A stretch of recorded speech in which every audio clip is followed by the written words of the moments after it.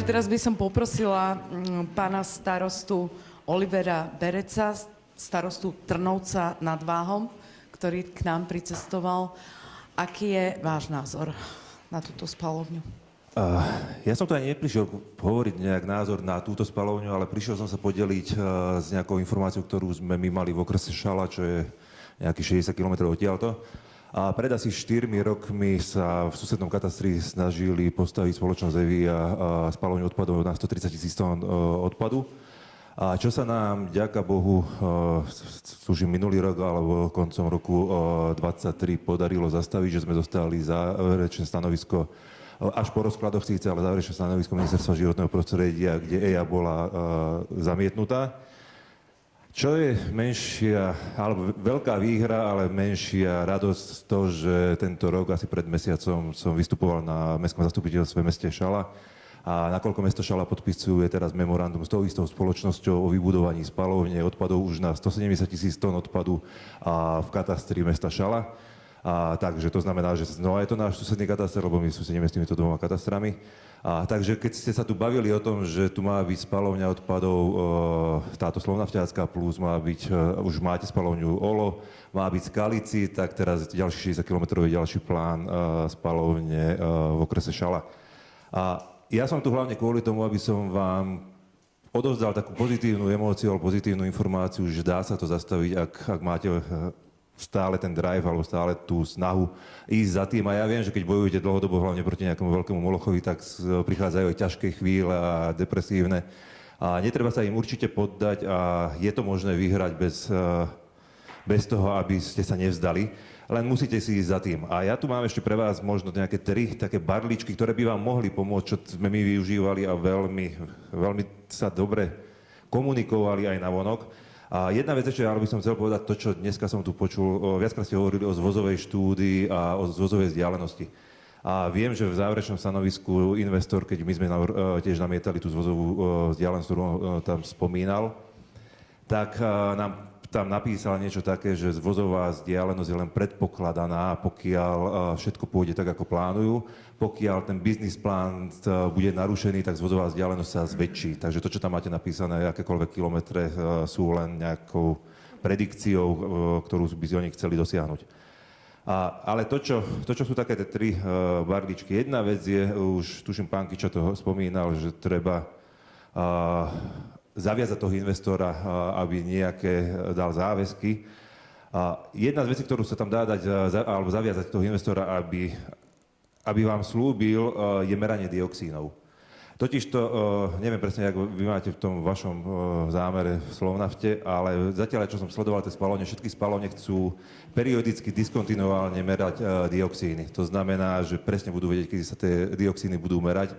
A každý zdatný človek v rámci spaľovania odpadu vie, kedy sa najviac, alebo pri akom odpade sa najviac tvoria tie dioxíny, takže určite si vedia ten mix namiešať tak, ako potrebujú. Za to tam treba žiadať, aby garantovali, že bude sa mať kontinuálne meranie dioxínov. To je jedna z vecí. Druhá z vecí, a to mám z hodnotenia vplyvov na verejné zdravie z tej spaľovne, čo chceli stavať u nás. Hovoríme tu vždy o tých negatívach, o chorobách a tak ďalej, ktoré vznikajú vďaka aj týchto spalovní. A mňa strašne zarazila jedna vec v rámci toho hodnotenia vplyvov na verejné zdravie, a to je, že pre dotknutú populáciu okolí navrhovanej prevádzky spalovne v Šali bola pre karcinogénne látky stanovená hodnota, je tam vypočítaná, čo znamená, že nebude prekročená spoločensky priateľná celoživotná miera vzniku rakoviny. Pre mňa ako človeka, otca 3 detí, ako starostu obce, ako logicky uvažujúceho jedinca, veta nebude prekročená spoločensky priateľná celoživotná miera vzniku rakoviny je úplne že katastrofálna.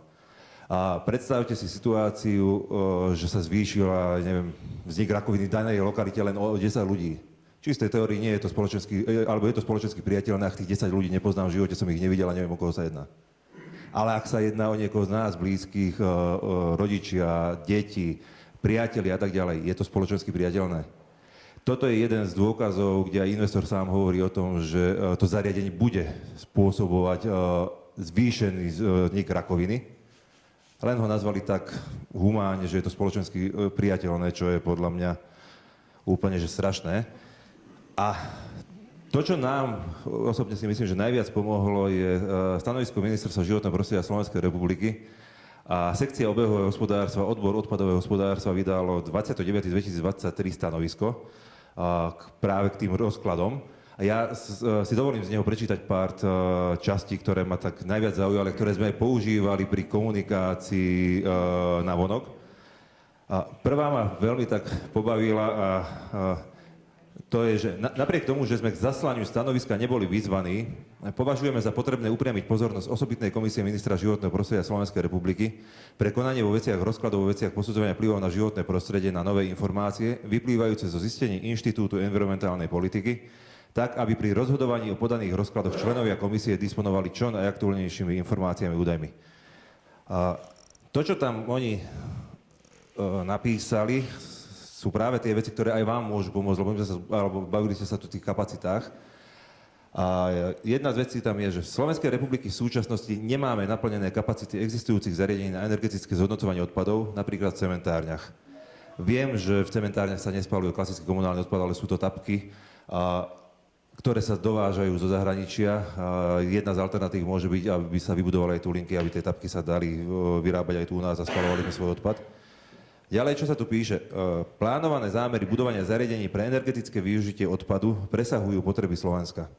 Z údajov Inštitútu environmentálnej politiky vyplýva, že celková kapacita zariadení na priame energetické využitie odpadu môže vyrásť zo súčasných 254 000 tón až na viac ako 1 milión tón. Okrem toho, zámery cementární a teplární povedú tiež k zvýšeniu kapacít pre spaľovanie odpadu v podobe nízkovýhrevného tuhého alternatívneho paliva zo súčasných 84 000 tón na 302 000 tón.